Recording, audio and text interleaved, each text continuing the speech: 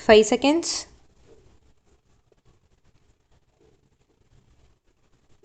Comments. Russia's NATO problem. Putin seems unwilling to engage to address Russian security concerns. Russia's unjustifiable incursion into Ukraine following weeks of military troop build-up on their shared border has drastically raised tensions in the region with broader ripple effects across the world, particularly for NATO countries and others with strategic connections to the two nations. Reports said that several Ukrainian cities, including capital Kiev, came under attack on Thursday morning, even as the UN Security Council held an emergency meeting to stop the invasion.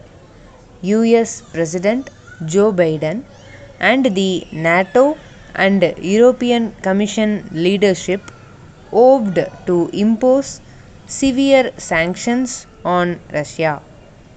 This round of sanctions will overlay prior economic penalties imposed on Russian entities and individuals close to the political leadership, and they are expected to include cutting off top Russian banks from the financial system, halting technology exports, and directly targeting the Russian president. Moscow can hardly be surprised at this backlash, for it has shown little sympathy toward the idea of engaging diplomatically on the Ukrainian border. The US, NATO, and Europe have sought to press for diplomatic solutions. This include direct US-Russia negotiations and French President Macron's meeting with Mr.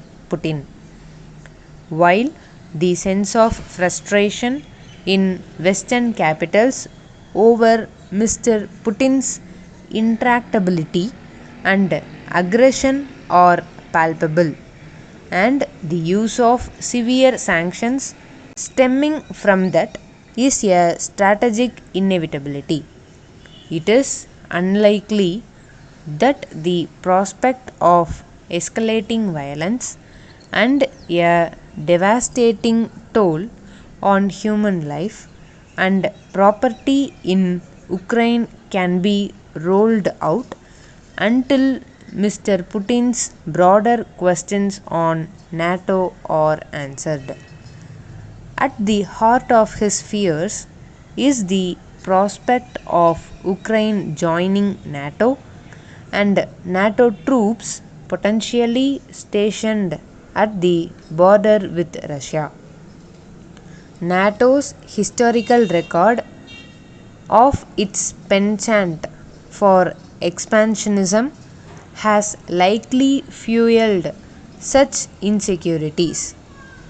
After the dissolution of the former Soviet Union, the Eastern European Military Alliance, NATO, and Russia in 1997 signed the Founding Act on Mutual Relations, Cooperation, and Security. Disregarding the spirit of this agreement, NATO quietly underwent 5 rounds of enlargement during the 1990s, pulling former Soviet Union countries into its orbit.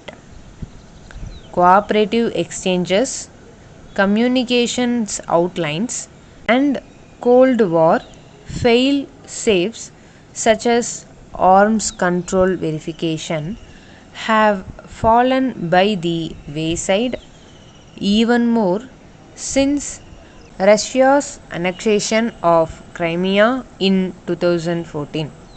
It may be the case that owing to Mr. Putin's failure to develop Russia into an economic powerhouse that naturally attracted neighboring countries and international capital to itself, partly explains Moscow's deflection of attention to strategic questions relating to NATO and Russia's territorial integrity.